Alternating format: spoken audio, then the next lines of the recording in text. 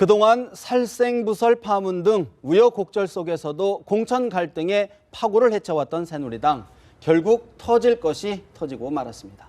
그런가 하면 더불어민주당의 2차 현역 의원 컷오프 결과 공개를 앞두고 야권은 초긴장 상태에 들어갔습니다. 장성호 건국대 교수, 김미연 RN서치 소장, 양문석 미디어스 논설위원, 최영일 시사평론가 모셨습니다. 네 분 어서 오십시오. 안녕하세요. 새누리당 4.13 총선 공천의 갈등이 정말 깊은 수렁으로 빠져들고 있는 것 같습니다. 어제였죠. 어제 새누리당 윤상현 의원이 사실 육두문자를 써가면서 김무성 대표를 비난하고 속가내라 이런 얘기를 했는데 일단 윤상현 의원의 입장, 사과 얘기부터 좀 먼저 듣고 대담 이어가겠습니다. 일단 우리 대표님께 진심으로 사과드린다라는 말씀을 드립니다. 그리고 여러분 모두에게도 사과드립니다. 대표께 어제 전화를 드렸습니다. 전화 안 받으셨고요. 제가 오늘 말씀을 드리러 왔습니다. 저의 진 뜻을 말씀을 드리러 왔습니다. 근데 뭐 대표께서 연문으로 빠져나가신 거 보셨죠? 있지도 않은 살생부 때문에 너무나도 격분한 상태였습니다. 그런 상태에서 제가 지역분들하고 술을 많이 마신 상태 하에서 여러 하소연을 했고 그게 이런 그런 말을 하게 이르렀습니다.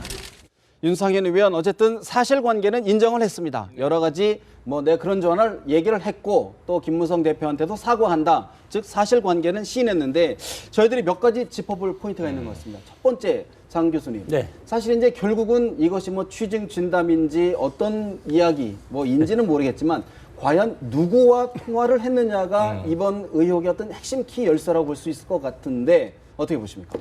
근데 정치인들 특히 이제 윤상현 의원 같은 경우는 친박의 이제 핵심이라고 소문이 나 있어서 수많은 사람들이 전화를 합니다.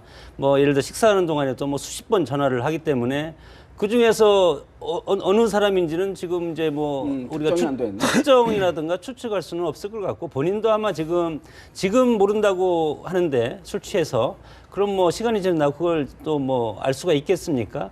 몰라. 본인은 서로 만분의 1, 백분의 1 아는 사람이 있을지 몰라도 지금 이제 그렇게 하는 것이 이 사태를 수습하는 어떤 한 방법이 아닐까 그렇게 생각하는데 과정이다. 이것이 이제 새누리당을 전반적으로 수렁에 빠뜨리기보다는 저는 돌발 변수고 해프닝이라고 봅니다. 이것이 대표랑 지금 몇 개 있기 때문에 대표 입장에서 이것을 그냥 정말로 이걸 강하게 드라이브해서 정치 공세로 오늘처럼 이렇게 면담해서 만나지 않고 이런 것은 저는 대표로서는 저는 조금 좀 문제가 있었다고 봅니다. 그래도 어른이고 대인배 아닙니까?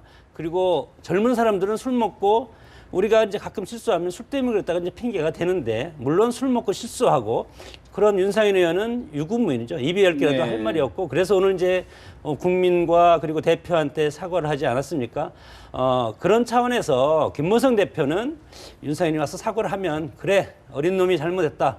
그러면 그래 다음부터 그러지 마라. 이렇게 하고 일단은 나를 죽인다고 했으면 그래 네가 한번 죽여봐라 하면서 언론 플레이하면 대인배 풍모를 할 텐데 오히려 정치 윤상현 의원이 그렇다고 이 사건으로 해서 사인 간의 통화를 가지고 지금 이렇게 한 건데 과연 이제 초원복집처럼 이것이 역풍이 불 가능성도 있습니다. 꼭 윤상현 의원이 이것을 정치적 책임을 지고 정기연퇴를 해야 될 사안은 저는 아니라고 보기 때문에 김무성 의원이랑 윤상현 의원이 서로 잘 사과하면 김무성 대표가 저는 받아주는 것이 좋다고 생각합니다. 김무성 대표의 별명처럼 무성대장처럼 무대처럼 이게 통 크게 수용해야 된다. 어떻게 보십니까?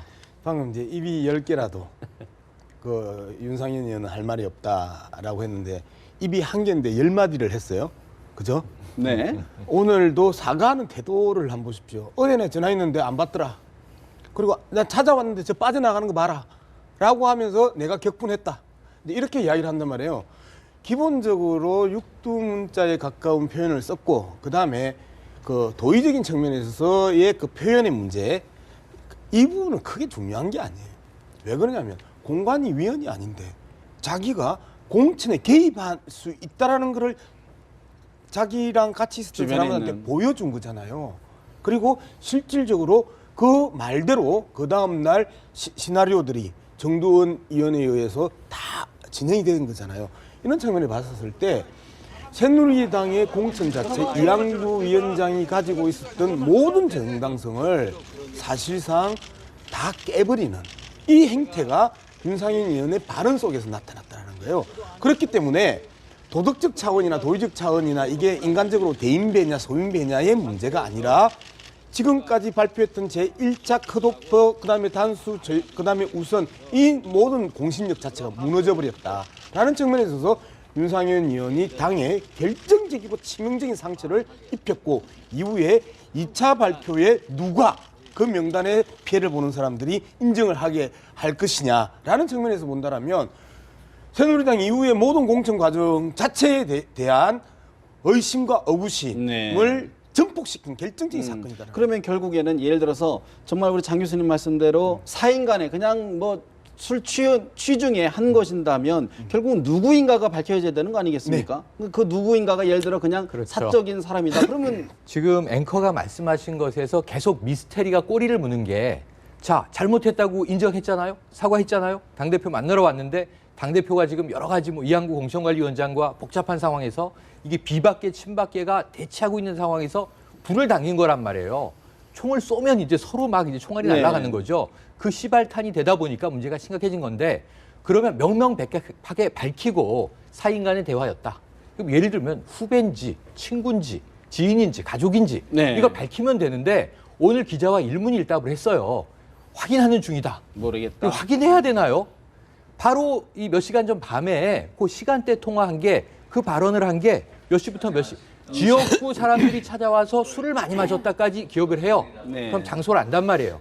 또는 생각이 날 듯 말 듯하다 이런 표현도 썼습니다. 그러면 그 1시간 정도의 전화 내역 해가지고 정말 기억이 안 나면 전화해보면 되죠. 이런 이야기를 당신과 나눴느냐. 그래서 기자들이 질문합니다. 공관위원이냐? 절대 그렇지 않다. 아니다. 뭐 청와대냐? 그렇지 않다. 아니다. 얘기를 한단 말이에요. 그렇지 않은 거는 기억을 하는데 누군지는 모른다. 이건 기억이 지금 왜곡돼 있잖아요. 그래서 제 생각에는 윤상현 의원이 본인 입으로 벌어진 일이니까 본인이 수습을 해야 됩니다. 그러면은 누구와 통화를 했고 술 많이 취해서 격분한 상태인데 문제는 이게 은밀한 공간에서 혼자 통화를 했으면 말이죠. 자, 녹취가 불가능하죠. 녹취할 수 있는 건 자신의 폰과 상대폰뿐입니다. 그럼 상대가 유출할 수밖에 없는 거잖아요. 본인이 이거를 뿌리지 않은 한은. 그럼 주변에 제3자가 녹취했다는 거 아닙니까? 그럼 이제 윤 의원과 함께 있었던 지인 중에 누구잖아요. 그것까지 빨리 확인을 확인해야 해서 된다. 왜 이렇게 된 것인지 갈래는 두 개예요. 이런 말을 한 것의 진위가 뭐냐. 두 번째 누가 유출했느냐. 무슨 의도로. 이 두 가지가 빨리 퍼즐이 맞춰져서 해결되지 않으면 이게 새누리당 내 공천 과정 내내 잡음을 일으킬 거란 말입니다. 그렇게 공개하지 결자 않는 해지해라 이겁니다. 공개하지 않는 이유가 그러면 누군가가 전화를 받은 사람이 굉장히 실세일 거다. 의혹이 번질 가능성이 있기 때문에 차단하는 게 아니겠습니까? 추정입니다. 저는 이것이 이제 돌발 변수라고 하더라도 윤상현 의원이 이런 육돈 문자를 당대표를 향해서 이야기했다는 것은 매우 잘못됐다고 생각을 합니다. 그럼에도 불구하고 오늘 윤상현 의원이 좀 보여준 그 사과의 모습은 아까 말씀하신 대로 진정성 있는 모습은 아닌 것 같아요. 그러니까 그런 면에서 봤을 때 저는 윤상현 의원이 뒷수습도 지금 상당히 좀 어렵게 하고 있다 이런 생각이 좀 먼저 들고요. 자, 그럼에도 불구하고요. 지금 말씀하신 대로 누군가하고 통화를 했는데 제3자가 지금 녹음을 했다는 거죠. 저는 이 문제의 핵심은 이 제3자가 왜 이 말을 이거를 녹음을 하고 왜 어떤 의도로 유출했냐는 거죠. 그게 더 본질이다. 저는 더 이게 더 본질이라고 생각합니다. 왜냐하면은 아까 뭐 말씀하신 것처럼 우리가 뭐 대통령도 없는 상태에서는 욕도 하잖아요. 네, 나라님 없는 자리에서는. 그렇죠. 그런 관점에서 본다면 자기는 아마 약간의 허풍을 떨었을 수도 있어요. 통화하면서 내가 누군가를 뭐 죽일 수도 있다 이런 식으로 허풍을 떨 수도 있다고 저는 볼 수도 있습니다. 그럼에도 불구하고 누군가가 녹음을 했다는 건 처음부터 의도적이었다는 거죠. 그럼 이분이 이거를 흘렸을 때는 저는 만일 전화한 사람이 만약 친박계의 핵심이라도 문제가 되지만 이거를 녹음을 해서 언론에 흘린 사람이 만일 비박계의 출신이다. 비박계와 관련된 인물이라면 이거는 걷잡을 수 없이 문제가 더 커질 수밖에 없다는 점을 본다면 저는 어쨌든 간에 윤상현 의원의 발언으로 그동안 좀 궁지에 몰렸던 비박계를 좀 응집시키고 친박을 향해서 좀 공격할 수 있는 그런 포인트를 제공했다는 점에서 저는 약간 실수한 게 아닌가 싶습니다. 비박계 의원들과 같이 있었을까 싶긴 한데. 아니요, 이제 제가 보기에는 그 윤상현 의원이 어제 오늘 그 이야기를 했던 게 뭐냐면 누구랑 술 마셨는지도 기억이 안 난다. 그리고 누구랑 통화했는지도 기억이 안 난다. 술 마신 사람하고 통화한 사람이 기억이 안 난다 했다가 이제 오늘 지역분들하고 술을 마셨다라고 맞아요. 이야기를 했어요. 그러면 기본적으로 지역분들하고 술을 마셨다라는 부분에 대한 신뢰성도 이제 떨어지는 거잖아요. 대체적으로 이 그 격렬한 시점에 누구랑 술을 마셨을까? 그리고 왜 거기에서 그런 전화를 했을까는 말씀하셨던 것처럼 과시, 약간의 허풍 이런 것들도 충분히 있을 수 있다. 그러면 그 사람들이 누굴까? 제가 보기에는 그 지역분들이라는 그 사람들이 지역분들이 아닐 수도 있다. 네. 라는 부분이에요. 그러면 누굴까? 공천을 받고 싶어서 윤상현 의원에게 줄대고 있는 사람이거나 민원을 하러 온 사람이거나 라고 할 수 있는 개연성이 크다. 합리적인 의심을 해볼 수 있다. 합리적인 의심을 할 수 있죠. 그리고 그 사람들 앞에서 그러한 모습들을 보여줬다라는 부분이고, 그리고 내가 속아내라 했잖아. 이는 일 때문에 속아내라 했잖아 라고 이야기를 하는 거나 정두원하고 다 이야기돼 있다 라고 했거나 하면서 그 시나리오들이요, 특히 속아내라고 한 이야기는요, 그 앞에 이항구 위원장이 그런 이야기를 했어요. 당대표도 공천 배제당할 수 있다. 농담이다. 라고 하면서 그 발언을 처음 한 게 아니단 말이에요. 그 일련의 과정들을 쭉 훑어보면 살생부 있었다. 맥이 맞아 있다. 살생부 있었고, 그리고 김무성 대표는 순진하게 정두원 의원을 한테 이야기를 해서 그 나 좀 도와달라 했다가 정두원 의원이 네. 바로 저쪽에 그 포섭 당함을 해서 저쪽 편으로 들어버리는 이러한 그 굴곡들을 보여주는 거죠. 대통령도 우리 사인끼리는 욕을 지금 막 하는 시대고, 인터넷에 쌓인 과거에는 국가원수 모독죄가 있었고, 예. 그래서 과거에는 형사처벌을 받았지만 지금은 사이버상에서도 무한대로 대통령 욕도 하는 세상 아닙니까? 지금 육두문자의 내용은 김무성 대표를 향하고 있습니다. 그러나 전화를 통해서 제3자와 김무성 대표를 요구를 한 것은 네. 3인칭 주인공과 3인칭 관찰자가 섞여 있는 이런 어떤 대놓고 김무성 대표한테 욕을 한 것이 아니고, 이것이 어느 제3자가 정치적 이득을 노리는 제3자죠. 이것이 왕왕 조직에서는 충성 경쟁이라고 있습니다. 내가 이걸 녹음하면 이걸 누구한테 갖다 주면 이 사람이 나를 나중에 정치적으로 네. 어떻게 보답을 할, 그런 것이 뭐 한두 건이 아니지 않습니까? 그러면 그 사람들이 왜 그런 통화를 녹음을 해서 공개를 했을까요? 제보를 했을까요? 어떤 배경, 어떤 의도에서? 그것도 나중에 또 어떤 이제 예. 예를 들어서 입장에 또 커넥션이 있을 수도 있고, 그것은 뭐 저는 뭐 아직 현상적으로는 뭐 실체를 모르니까 예. 그건 모르지만은 정치적인 이득을 노리는 어떤 사람이 예. 이것을 왜 방송국에 그것을 줍니까? 왜 내가 이것이 하면 것이 범죄 행위라고, 그리고 옳지 못한 행동이라는 것을 알면서 예. 사생활 침해 아닙니까? 그것을 알면서 이것을 방송국까지 이렇게 제보를 하는? 것은 그건 보통 정성이 아니면 그렇게 못 합니다. 그리고 그렇게 예를 들어서 여기서 내가 작동을 해서 이걸 가지고 그 사람 채널A나 이런 방송국에 연락을 해서 나 이런 걸 가지고 있으니까 한번 만나자든가 보내겠다. 그런 것도 상당히 큰 마음의 의지가 없으면 못 하는 거거든요. 뭔가 배경이 있을 것이다. 그것은 틀림없이 정치적인 정치적인 목적이나 이익을 얻기 위해서 하는 겁니다. 그건 너무 당연하죠. 정치적인 이해관계가 얽혀서 지금 우리가 알고 있는 친박과 비박계 간의 전쟁에서 이게 터진 거예요. 그래서 아까 이게 발화, 폭탄을 누군가 투척했다 이렇게 표현 드렸는데, 장 교수님 말씀 맞아요. 우선 이게 녹취를 하고 언론에 뿌린 행위, 이거 그렇게 잘했다고 볼 수 없습니다. 근데 문제는 그 과정은 그 과정대로 누군가 손해를 보고 누군가 이제 이익을 봤을 때 당사자들끼리 결산을 하거나 정이 억울하면 소송으로 뭐 검찰에 고소를 해서 범인 잡아달라. 왜? 내 명예가 훼손됐다. 윤상현 의원이 하면 됩니다. 법적 조치로. 전 그럴 권리가 있다고 봐요. 그런데 문제는 뭐냐면 이왕 터진 이상, 네. 안 터졌으면 어쩔 수 없지만 이렇게 언론에 다 유포해서 국민들이 알아버린 이상 거기에 대한 본인 발언의 책임은 또 본인이 져야 되는 거예요. 광장에서. 난 밀실에서 얘기했지만 과거 역사가 다 그런 거잖아요. 밀실에서 이야기를 했는데 나중에 회고록에 나오지 않습니까? 그럴 때 이런 빅딜이 있었다. 뭐 주고막 받기로 했다. 대권에 대한 뭐 계약을 했다. 이런 얘기가 흔히 나오지 않습니까? 그럼 아까 이제 우리 양 의원님 말씀처럼 모여있는 사람들이 왜 녹취했을까? 여러 가지가 있을 건데, 자, 김무성 욕하겠지. 그러고 녹취했을 수도 있지만 전혀 아닐 수도 있어요. 네. 술 취한 사람이 무슨 얘기를 할지 어떻게 예측을 해요? 나는 약속을 받으러 와서 그 말을 녹음하기 위해서 와 있었을 수도 있죠. 실세한테 전화해서 나 공천 확실한지 알아봐 주세요. 네, 알아봐 줄게. 전화하다가 김무성이 죽여버려 뭐 이럴 수도 있잖아요. 네, 덕분에서. 추측컨대. 네, 추측컨대. 문제는 중요한 건 뭐냐면 아까 녹취 수사는 별건으로 하고 그 중요한 대목인데 본질은 이제 말의 내용인데 죽여버려라고 알려진 이 이야기가 실제로 죽일 수 있는 권한을 가지고 있는 혹은 그 권한에 근접한 사람과 통화했을 경우에는 공천 개입이 되는 거라 선거 목전에서 아주 위험한 대목이라는 거죠.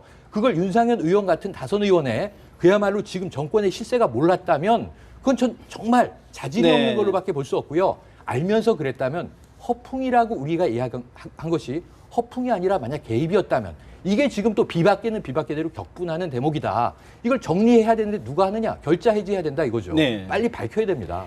그래서 저는 지금 우리가 이 문제의 본질은 이 윤상현 의원이 뭐 대표를 향해서 육두문자 쓴 거에 대해서는 이 문제의 핵심은 저는 아니라고 네네. 보입니다. 필수적인 자, 거죠. 그렇죠. 그럼 핵심은 뭐냐? 아까 그 통화한 사람이 과연 그 누구냐? 공천에 누구냐? 공천에 정말 힘을 쓸수 있는 행사할 수 있는 사람이냐? 사람이냐 하는 문제인데 지금 뭐 얘기하는 걸 들어보면 뭐 개인적으로 볼 때는 그다지 뭐 힘을 쓸 수 있는 사람 같지는 않고요. 다만 그 동료 의원한테 지금 전화를 한 게 아닌가. 근데 이제 뭐 그분이 이제 공천위원회에 지금 들어가 있냐 아냐가 지금 문제일 것 같은데 저는 이분이 뭐 통화하면서 아까 말씀하신 대로 같이 모인 사람들한테 저는 약간 허풍을 뜬 것 같습니다. 윤상현 의원이. 그러다가 이 제3자가 녹음을 했는데 저는 아까 제가 말씀드린 것처럼 이 문제의 핵심은 저는 이 제3자이겠다고 봅니다. 이 제3자가 왜 녹음을 했느냐. 왜 제보했다고 보십니까? 왜 제보해? 저는 이해관계가 있었는데 이해관계가 그날 저녁에 틀어졌겠죠. 억울해졌다. 억울해지니까 이 사람은 보복을 한 거라고 저는 보여집니다. 그러면 비박을 향해 이게 터지면 과연 도움을 보는 쪽이 어느 쪽이냐는 거죠.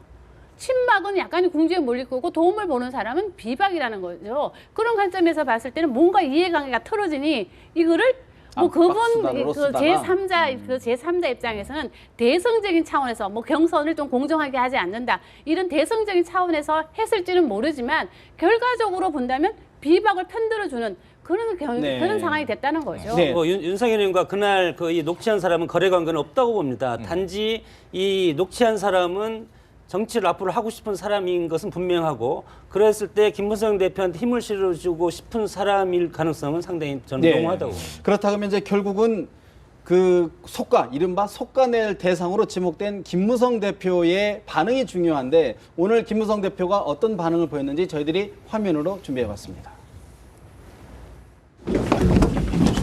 자, 조심하세요. 예, 있습니다. 조심하세요. 위험해요.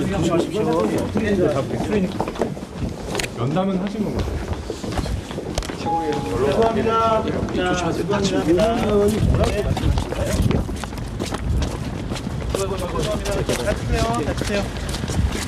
면담을 기다리신다고 하는데 면담 하신 건가요?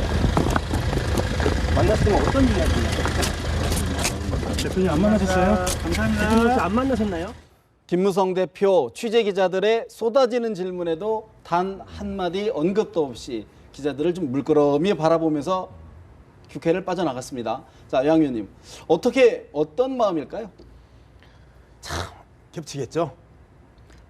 사실상 수렁에 빠진 김무성 대표가 이 한판으로 기사 회생할 수 있는 기회는 이제 왔단 말이에요. 그렇죠? 일방적으로 친박한테 밀리면서 묵은 수행을 지금 거의 한 네. 3, 4주째 지금 하고 있잖아요. 할 말이 없어서 안 하는 게 아닌데 갈수록 할 말이 없어졌단 말이에요. 근데 이 상황에서 뒤집기 한 판이 가능한 시점인데 딱히 수단이 없어요. 문제는 수단이 없다는 거예요. 칼이 없다? 예. 왜 그러냐면 최고위원 지명직 최고위원을 할 때도 이정현 의원을 갖다가 지명직 최고위원으로 넣고 그다음에 공간위 위원장 할 때 이항구 위원장 넣으면 일방적으로 밀릴 거라는 건 누구든지 다 알았는데 결국 이항구 위원장을 넣고 이제 이런 과정에 있어서 현실적으로 칼이 없어요. 여기에서 김무성 대표가 바랄 수 있는 거는 언론과 여론으로부터 참 안 됐다라는 동정심리 요거를 갖다가 극대화시키는 과정 외에는 다른 칼이 없다. 그렇지 않았으면 지난 토요일 날 네. 저는 영도로 내려갔어야 된다고 생각합니다. 그걸 했어야 된다. 100% 상향식 공천이 깨진 그날이 그 전날이 금요일입니다.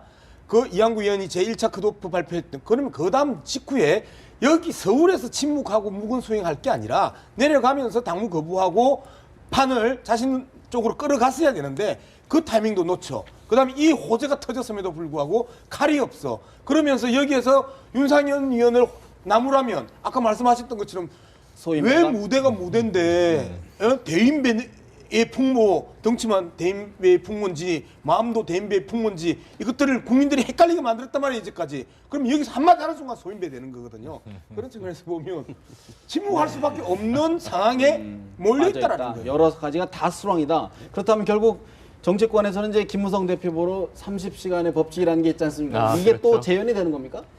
대표라는 위치가 개인적인 위치보다 앞선다고 선당 후사 그런 공직자의 위치가 있습니다. 그런 것을 지금 생각을 할 겁니다. 그렇게 봤을 때 아까 제가 초반에 말씀하셨듯이 결자해지를 윤상현 의원부터 사과를 먼저 받고 예. 그리고 본인이 이것을 이제 그래 용서하마 이런 취지의 어떤 말을 할 수밖에 없다. 왜냐하면 지금 아까 말씀하셨지만 칼자루가 아무것도 없습니다. 그리고 시간도 2주밖에 안 남아 있습니다.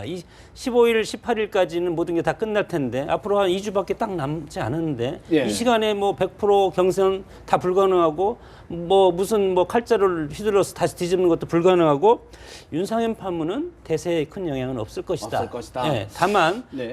이것이 김무성 대표가 여기에서 윤상현을 끌어안냐 내치냐 이것을 앞으로 영원한 적이 될 것이냐 적도 끌어안아야 된다고 봅니다. 그리고 술 먹고 젊은 사람이 그렇게 하면 아 그래 네가 나를 대표라 그리고 내가 예를 들어 친박과 좀 거리를 둬서 그동안 나를 미워했구나 그러면서 이렇게 이제 끌어안는 모습을 나는 가지고 근데 있지 윤상현 않을까. 의원이 네. 발언이 이번이 처음이 아니지 않습니까? 지난해 맞습니다. 때도 사실 아니, 뭐 저- 친박계에도 뭐 후보가 있다. 뭐 가장 예. 가까운 쪽으로 생각을 해보면요. 네. 유승민 전 원내대표 부친상가에 갔죠.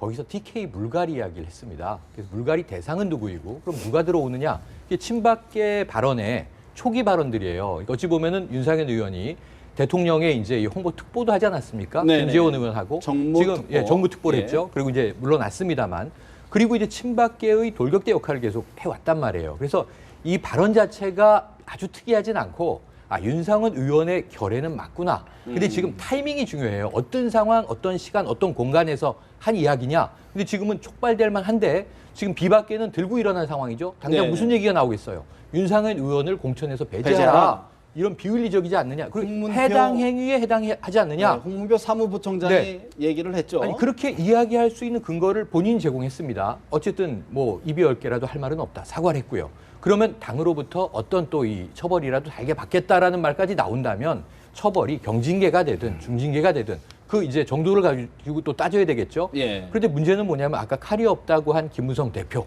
김무성 대표가 만약에 비박계의 미래를 대표하는 리더라면 지금 어떤 목소리들이 나오고 있는 거냐면요. 지금 이한구 위원장과의 끊임없는 지금 공천과 관련된 갈등에서 상향식 공천은 정치 생명을 걸겠다고 당대표가 여당의 대표가 이야기했던 건데 지금 허물어지고 있어요. 누가 봐도 허물어지고 있어요. 지금 전략공천이 이제 막 물꼬가 터지는 판이에요. 이미 시작됐어요. 그럼 전략공천을 못 막고 상향식 공천을 물 건너갔다라고 하면 김무성 대표는 여기에 대해서 뭔가 선언을 할 필요가 있습니다. 예를 들면 당을 위해서 네. 박근혜 정부의 성공을 위해서 그동안 많이 해온 말인데 자 이번 공천은 조화를 위해서 내가 양보하겠다. 내 정치적 생명을 걸었던 뜻을 물리겠다. 그러면 내가 대표직을 던질 거다라든가 아니면 뭐 계속 당무를 수행하겠다든가 거기에 대한 이야기가 나와야 되는데 네. 지금 김무성 대표의 침묵은 그것을 예고하고 있는데 아무 대책 없이 밀리면 당대표가 아니잖아요. 리더가 아니잖아요. 예. 그럼 이제 뭔가 이야기할 타이밍인데 타이밍이다. 지금 이 사건이 터진 건데 비박계엔 유리해 보이지만 이게 말이죠. 아까 말씀하신 어떤 사람이 녹취해서 어떤 의도로 언론에 있는지가, 던졌으며 거기서 플러스 마이너스를 누가 얻는지를 따져보면 비박계와 김무성 대표도 역풍을 맞을 위험성이 있습니다. 조금 네. 저는 여론을 관망하는 단계다. 근데 곧 뭔가 선언을 해야만 정치적인- 하고 할 것이다. 정치적인 이렇게, 예. 변곡점을 줄 수 있는 예견을 뭔가가 있을 해봅니다. 것이다. 근데 저는 김무성 대표가 지금 쓸 칼이 없다고 말씀하시는데 저도 그 부분에 대해서 일정 부분 동의를 하는데 근데 그거는 본인 스스로 자초했다고 저는 봅니다. 왜냐하면 본인은 며칠 전만 하더라도 상황식 공천은 뭐 100% 상황식 공천은 민주주의 꽃이라고 이야기했던 분이거든요. 그러면 1차 컷오프 안에 최고위에 올라왔을 때 끝까지 저항하는 모습이라도 좀 보여줬어야 네. 되는데 그냥 그냥 모든 평론가들과 모든 사람들이 뭔가 일이 벌어질 까 생각했는데 아무 일 없이 통과가 됐단 말이에요. 자, 그러고 나서 본인은 계속 저항의 의미로 무건수행을 하고 네. 계시는데 그것도 국민들이 보기에는 너무나도 무기력해 보이는 지도자의 모습으로 비춰주고 있다는 거죠. 그런 관점에서 봤을 때 김무성 대표는 스스로 이 일을 이제 해야를 자처하고는 스스로 출구 네. 전략도 지금 없는 상태라는 거죠. 그러니까 그런 관점에서 봤을 때 저는 김무성 대표가 아까 말씀하신 것처럼 이제는 무건수행에서 좀 벗어나서 네. 본인이 이 사태를 어떻게 해결할 것인가를 대고 네. 당 대표로서 저는 뭔가 대책을 내놔야 된다고 봅니다. 결국은 이제 이한구 공천위원장과 어떤 힘의 균형 관계가 이제 어떻게 될 것인지가 이제 관심인데 이한구 위원장 일단 진상 조사부터 해야 된다고 그랬는데 이한구 위원장의 이야기 먼저 잠시 들어봅니다. 공간이 신뢰성을 훼손한다는 얘기도 있거든요. 아니 글쎄 그 얘기는 진상규명이 돼야 된다니까. 그리고 진상규명이 되면 그때 우리가 조치를 할 수 있지. 자, 지금 공천심사위원실에서 지금 목소리만 지금 들리는 취재 기자들만 애가 탄 것 같은데 일단 진상규명이 먼저 돼야 된다는 진상규명이 먼저 돼야 된다는 이야기인데 어떻게 보십니까? 이런 힘의 균형 관계. 자, 이제 저 편 엄청나게 중요해요. 진상규명이라 하면 누가 뿌렸냐, 제보했냐라는 것들을 지금 잡으려고 하는 거고요.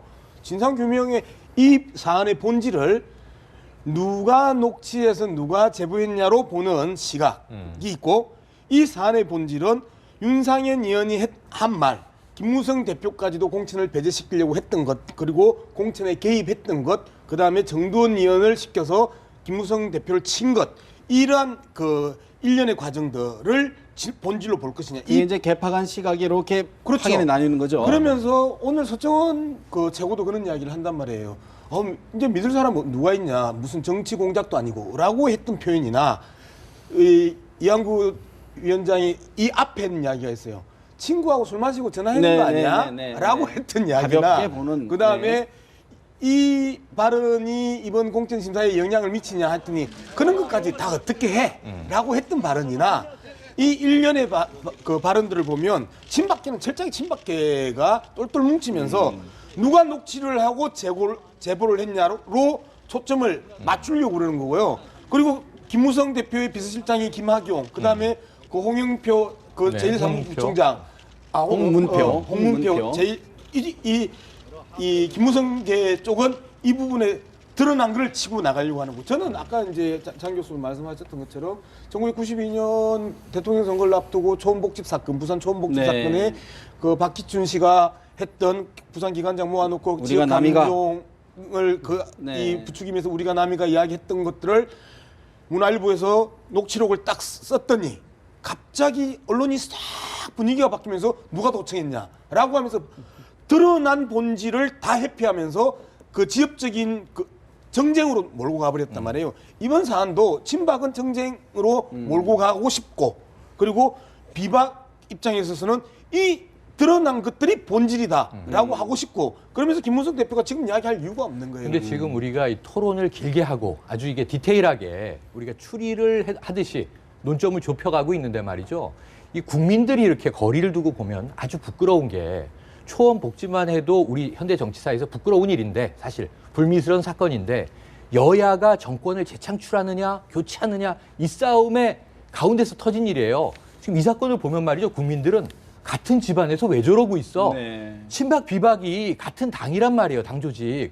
그리고 지금 이번 총선에서 이기고 지구는 여야의 전선이지 친박 비박 간에 우리가 몇 석을 주고받을지 이게 지금 중요한 게 아닌데 국민들에게는 적어도 내부 정치 역학관계에서는 중요하겠죠. 그 왜 저렇게 집안끼리 싸우지? 한 명은 당대표고 같은 집안의 이 또 공천위원장이고 그럼 서로 합의하고 이견이 있을 수는 있어요. 이 민주주의 정치에서 같은 당의 뭐 의견이 다 똑같겠습니까? 근데 이런 토론은 생산적으로 이루어지지 않고 뭔가 총을 쏘는 느낌들만 보이니까 지금 더불어민주당 뭐 김종인 대표가 막 전국 행보하고 있지 않습니까? 그러니까 이게 너무 좀 없어 보이는 이 느낌. 이거를 빨리 좀 여당이 극복해야 된다고 알겠습니다. 봐요. 그러면 한 가지만 더 짚어보게요. 이제 과연 윤상현 의원에 대한 이제 공천이 지금 이제 공천 발표가 좀 임박한 시점 아닙니까? 결국 윤상현 의원이 공천에서 배제가 될 것이냐 안 될 것이냐 이 부분도 좀 한번 좀 짚어 어떻게 전망하십니까? 뭐 일단 대표가 먼저 이것을 정리를 좀 아까도 말씀드린 해야 될 필요가 있고. 계속 이게 대인 배로 이렇게 하시자는 네. 말씀이시군요. 아니 왜냐하면 지금 문제가 술 아닙니까 술. 네. 술이 만취돼서 예. 그러면 그냥 예를 들어 소위 말해서 자기 위세를 과시할 필요 이제 그런 모습도 본질적으로 있지 않습니까? 예. 그런 이제 국민들이 볼 때는 과연 이것을 윤상현으로 볼 거냐, 김무성으로 볼 가능성이 상당히 많습니다. 새누리당 정말 우리가 인간사 신뢰가 깨진 불신 사회에 살고 있는 그런 사회를 이끌어가는 정당이 아닌가. 그 대표가 네. 누구냐. 그랬을 때 김문수 대표가 이것을 윤상현 의원 공천 여부를 떠나서 먼저 이제 정리를 일단 해주고. 정리를 하고 예. 그 다음에 이제 공천 문제인데 저는 이것은 막말에 해당된다고 보지는 않습니다. 아니다. 왜냐하면 사인 간에 통화를 한 건데 그것을 제3자가 녹취한 거 아닙니까?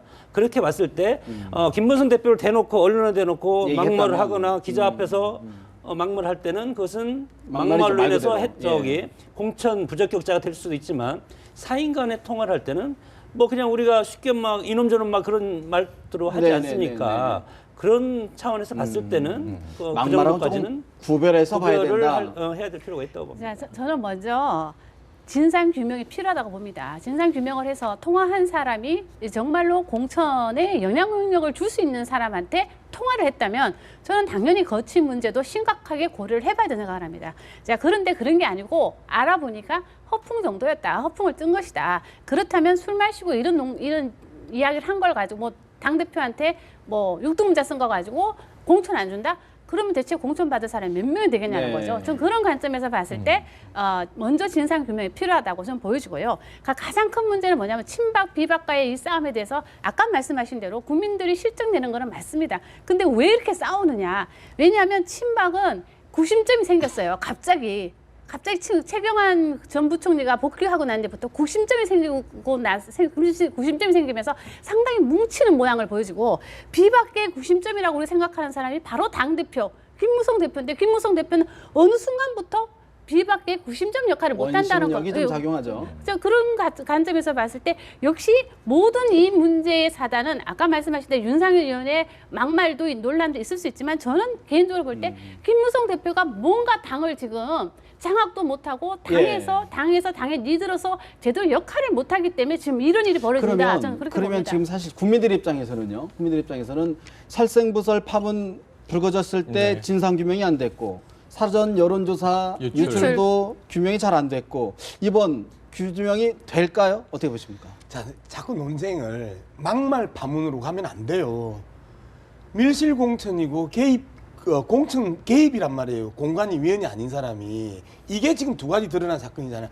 속가내라 라고 이야기한 것과 그 다음에 정두원이 받아칠 거다라고 했던 그 내용을 가지고 이야기해야 되는데 이걸 갖다 자꾸 막말 또는 육두문자로 논의를 좁히면 안 된다라는 부분이 이제 제가 말씀드리는 거고 이 또한 자, 두 사람을 밝혀내야 되는 거 아니에요? 네.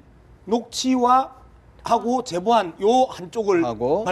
밝혀내야 되고 누구랑 통화했나? 통화했는지. 자, 이재호 의원이 오늘 그 연석 회의에서 이야기를 했단 말이에요. 공천으로 떨어뜨릴 수 있는 사람과 권력으로 떨어뜨릴 수 있는 사람이 둘 중에 하나다라고 이야기를 했단 말이에요. 그럼 공천으로 떨어뜨릴 수 있는 사람은 공관위 의원이고 그리고 윤상현 의원이 친박 의원한테 전화했다라고 이야기를 했단 말이에요. 친박 의원이면 청와대는 아닌 거 아니에요.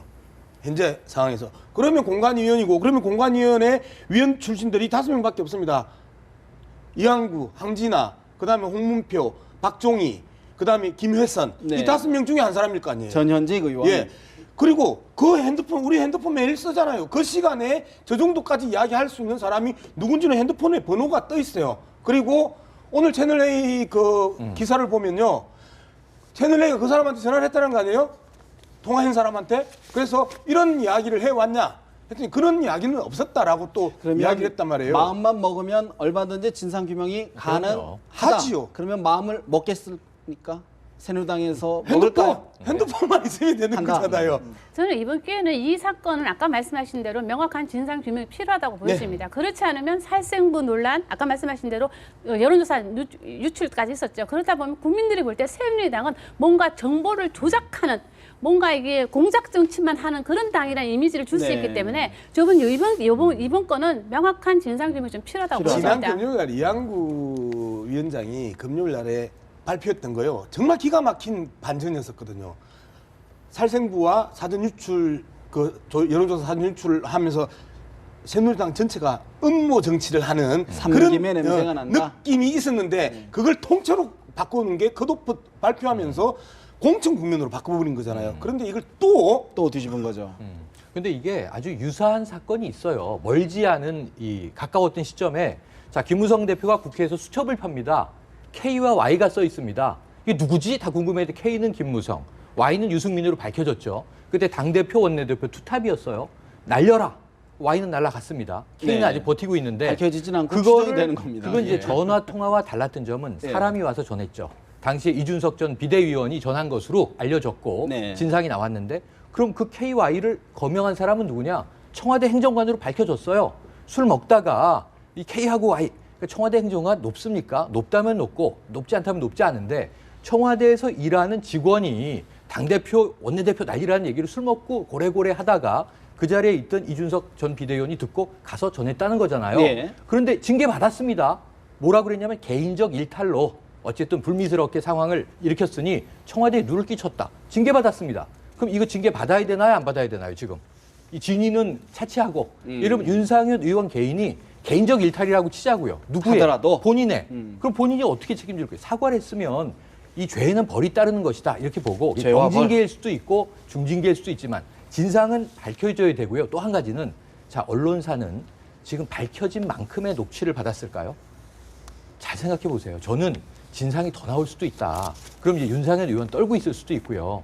김무성 대표, 자, 어디까지 밝혀지나 지켜보자. 그리고 지금은 사과 안 받겠다. 왜? 진상을 모르니까. 이렇게 나오고 있을 수 있는 거예요. 그러니까 윤상현 의원이 진짜 사과를 하려면 네. 누구와 언제 이런 통화를 했는데 술 취해서 실수했습니다. 그래서 전혀 개인적으로 나쁜 뜻은 없었습니다. 해야 되겠죠. 진상이 없는데 그냥 언론에 나온 그 워딩된 편집된 만큼 육두문자 사과한다. 이거 아닌 것 같고요. 아니다. 전체의 풀 버전이 필요한 시점입니다. 네. 꿈보다 해몽이고 빛 좋은 개살구라고 우리가 이제 할 수가 있는데 무슨 뭐 윤상현 의원이 뭐 친박 핵심이라고 하지만 그래도 권력과 그 공천권과 그런 것에는 평의원 아닙니까? 그런데 어떻게 이렇게 하는 것은 저는 김무성 속아내라. 네. 김무성 대표를 이제 비난하는 측면. 왜 친박이 이것을 정보지를 해서 예. 지금 배포했다고 지금 하니까 그에 대한 김무성 대표를 비난하는 것이고 이거에 대한 공천 개입이 아니고 김무성 대표라든가 이런 것을 비난하기 위한 어떤 당위적인 발언이지. 네. 김무성 대표가 어떻게 공천 탈락 되겠습니까?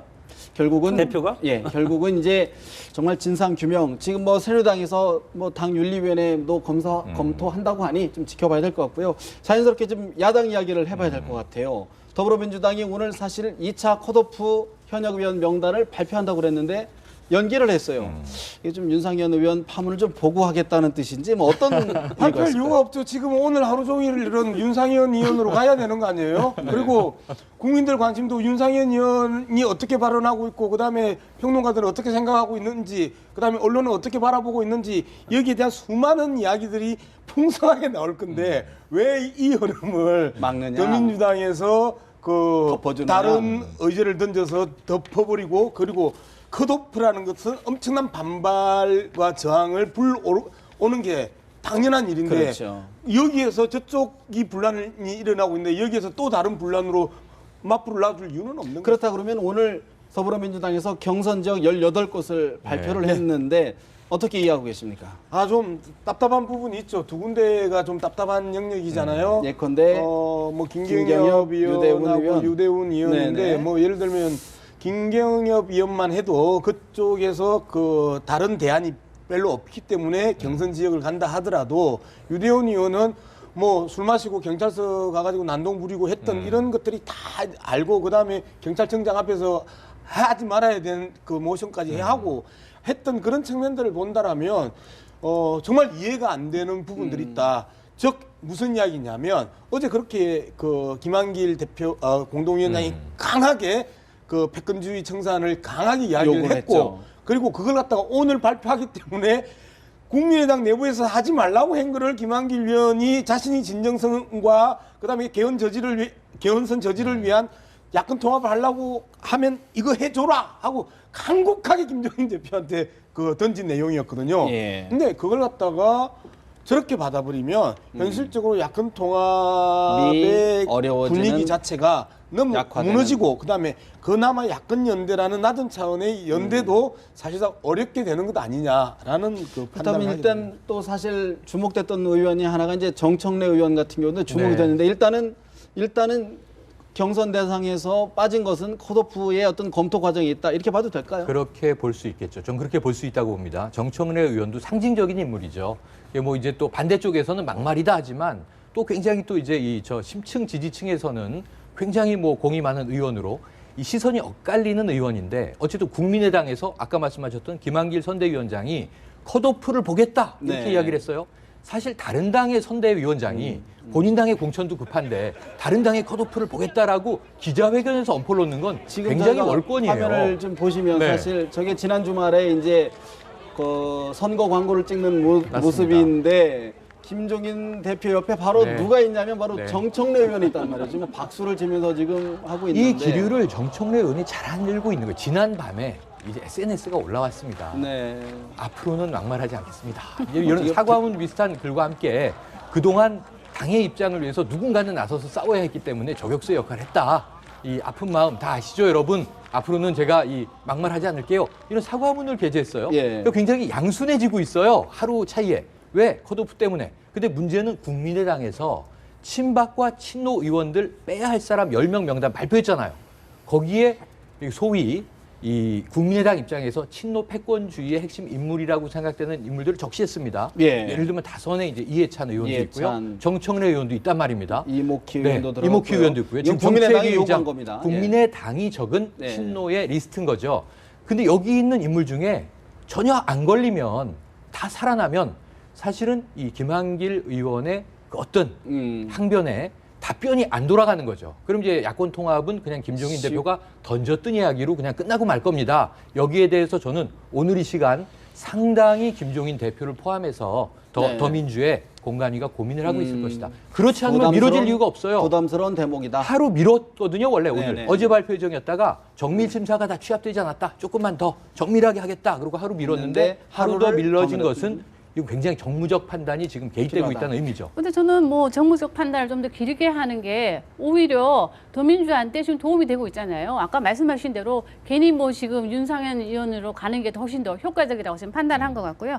그리고 지금 저는 또 개인적으로 볼 때 더 국민의당에서 뭐 정말 하겠다고 저격 공천을 하겠다고 그 친문들을 그 소위 말하는 친노 세력에 계신 분들을 이야기했는데 저는 그거를 보면서 이게 지금 잘못된 거 아니냐는 생각이 좀 듭니다. 왜냐하면 그러면 친노 패권주의를 뭐 친한 패권주의를 덮겠다는 것도 아니고요. 저는 왜냐하면 다른 당 소속이잖아요. 일단 그 당을 떠나신 분들이 남의 당, 뭐 같은 야권이라고 하지만 남의 당에 있는 의원을 뭐 자격에서 떨어뜨려 컷오프 시켜라고 요구하는 것도 좀 웃긴다는 개인적으로 생각을 하고 또 그 요구를 받아들여서 컷오프에 넣는다는 것 자체도 저는 좀 우스운 생각이 좀 들고요. 저는 컷오프는 그 공천위가 말한 것처럼 정밀 심사를 해서 뭐 여론조사 결과라든가 경쟁력이 낮으면 컷오프를 시키는 거고 경쟁력이 있으면 대상에서 제외되는 거고 그런 식으로 해석을 해야 되는 거지 뭐 연대를 위해서 저쪽 당에서 컷오프 시키라고 해갖고 컷오프 한다는 거는 그건 그 자체도 저는 웃기는 일이라고 생각을 합니다. 뭐 그래서 정치는 이제 쇼라고 하는데 윤상현 의원 관계로 해서 이것을 늦춘다고 보지는 않습니다. 오히려 윤상현 의원이 새누리당 입장에서는 노이즈 마케팅으로 야권에서 상당히 간 시각을 일주로 뺏어와서 어쨌건 이것도 정치적인 서로 갈등 관계 아닙니까? 그런 상황에서 더민주당이 이걸 봐가면서 하는 그런 여유 있는 당이 아니라고 보기 때문에 그런 것은 아니고 지금 컷오프 대상이 저는 가려낼 수가 없다고 봅니다. 현실적으로 386 운동권에서 2명 정도 그리고 친노 세력에서 한두 명 정도 해서 4-5명 정도 이제 가려낼 텐데. 또 쪽집게 발언을 하시네요. 네, 뭐 하여튼 그럴 것 같은데. 네, 예. 그리고 나서 시간은 좀 늦추는 거 좋죠. 한다 하면서 하면 국민들이 관심을 갖습니다. 근데 가만히 있다가 언제 하겠다고 딱 하면 재미가 없죠. 네. 이것이 잠깐만 뜸을 들이는 것이 정치적인 어떤 퍼포먼스라고 보고 하긴 할 겁니다. 하는데 5석 이하로 할 것이고 그것이 커지는 그 범위가 그리고 지금 국민의당 갈 사람을 하지 않을 겁니다. 그것을 피해서 하다 보니까 지금 선별의 시간이 고민하는 것이다. 근데 저는요, 참 이 명단 5명이 발표했잖아요. 이해찬, 이목희, 정청래, 전해철, 그다음에 김경엽 그렇죠. 이제 이 5명 명단을 발표했는데 발표한 사람이 문병호 의원이었잖아요. 그렇죠. 문병호 의원은 기본적으로 야권 통합이나 야권 그 연대에 대해서 관심이 없는 부정적이죠. 분이에요. 그죠? 왜 저 명단을 발표했을까? 누구든지 그러면 저쪽에서 그래 오케이 하고 받겠냐고요. 못 받게 외려 친노 패권주의 때문에 나가신 분들이 친노 패권주의의 상징적인 인물이라고 하는 그 5명을 딱 꽂아 놓으니까 더민주당에서 저렇게 저 사람 5명을 치면 국민의당 이중되냐?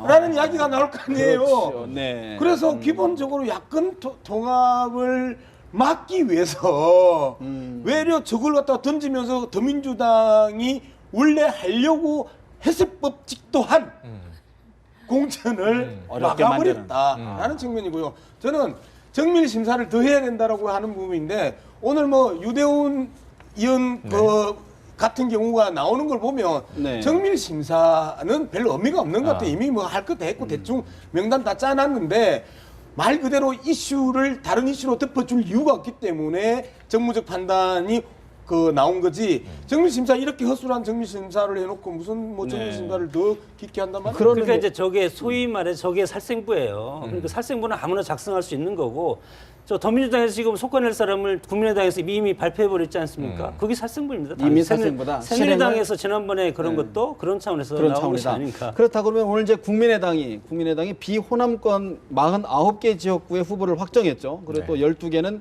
경선을 실시하기로 했고 또 광주 북구갑의 임내은 의원 같은 경우는 이제 첫 컷오프를 네, 했단 말이죠. 맞습니다. 어떻게 해석하십니까? 그러니까 지금 이제 이 국민들 관점에서는 아까 얘기하신 바대로 지금 공천이 어떻게 되고 있다. 오히려 새누리당은 내부 싸움 시끄러워서 또 더불어민주당과 국민의당의 공격을 계속 받으면서 거기에 대한 반응을 하고 있으니까 관심이 생기는데 정작 국민의당 내부의 공천이 어떻게 진행되고 있는지 국민들이 별 관심이 없고 잘 알려지질 않아요. 네. 그리고 지금 그 임내은 의원이 처음으로 광주 지역 의원으로 탈락했다는 건 무슨 의미인가?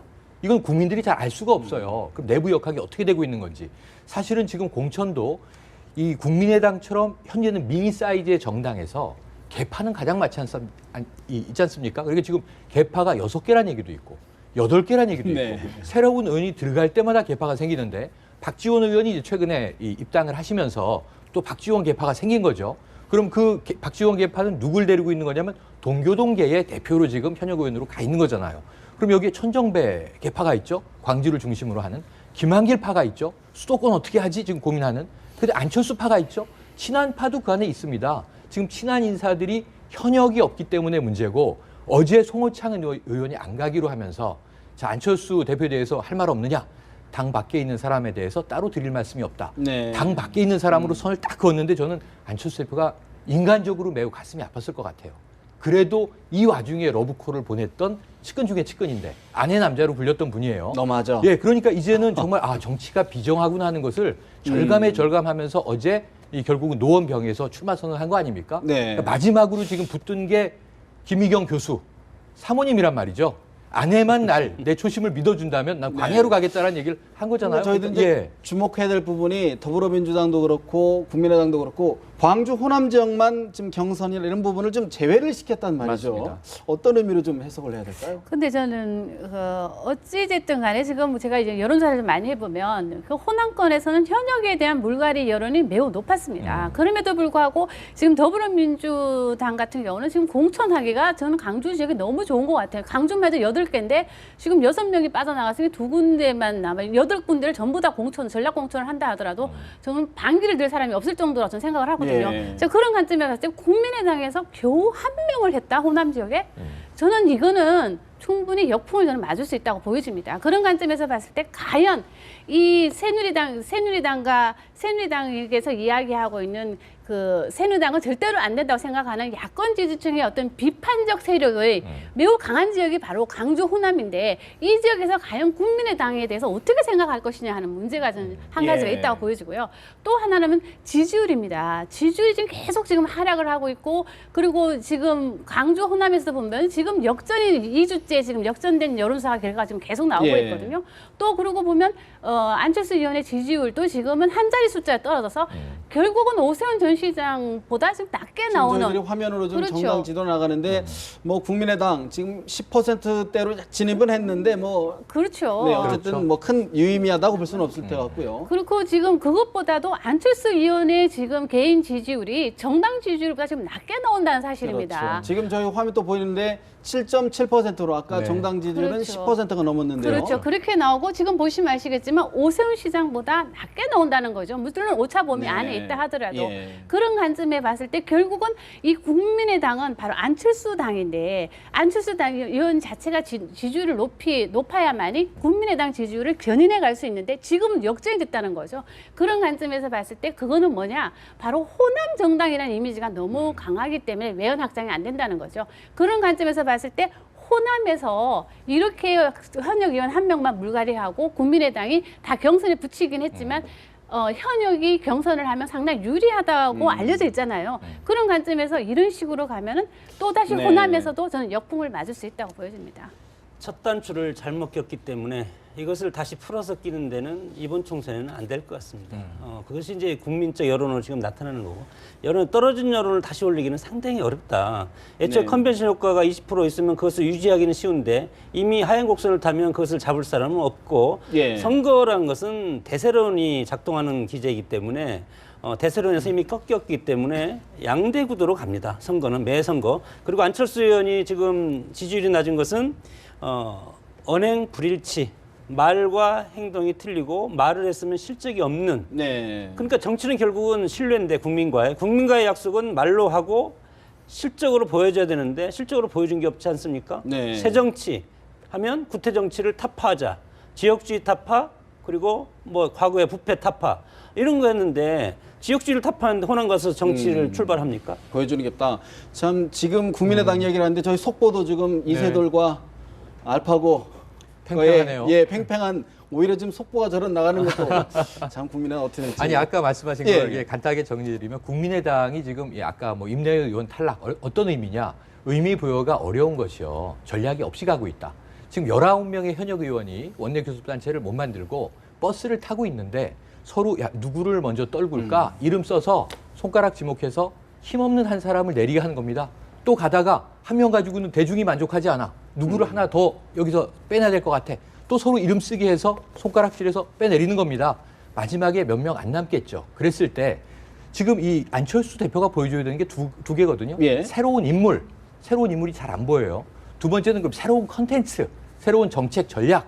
안철수 대표는 그 정책 많이 얘기했는데 국민들이 잘 안 들어줘요. 이렇게 하소연을 했지만 예. 들어줄 때까지 얘기를 하는 것이 정치죠. 사실은. 그런 면에서 컨텐츠와 인물이 다 부족해 보이는데 지금 달리는 버스에서 물갈이 해야 돼. 한 명씩 지금 걸러내는 게임, 룰렛을 하고 있다. 네. 이게 굉장히 전략 없이 좀 사실 위험해 오늘 보입니다. 49곳의 후보를 확정을 했는데도 딱 성에 안 차신다는 말씀이신 것 지금 같은데 흥행의 불길이 아직 안 타오르고 붙지 있어요. 않았다. 말씀하셨던 역풍이 불 거다라고 했는데요. 역풍이 불 가능성은 없어요.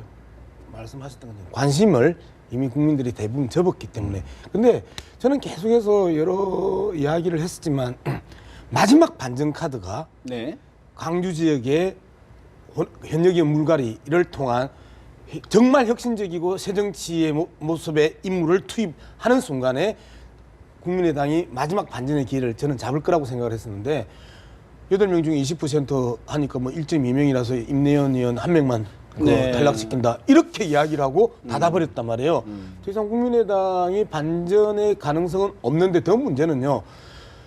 딱 수도권에서 6에서 10% 정도의 국민의당 지지율이 나온다는 거예요. 예. 이게 결정적인 거죠. 그렇죠. 1대1 구도에서 80곳이 경합지역이라고 이야기를 하는데 1대4 구도에서 국민의당이 이걸 먹어버리면 네.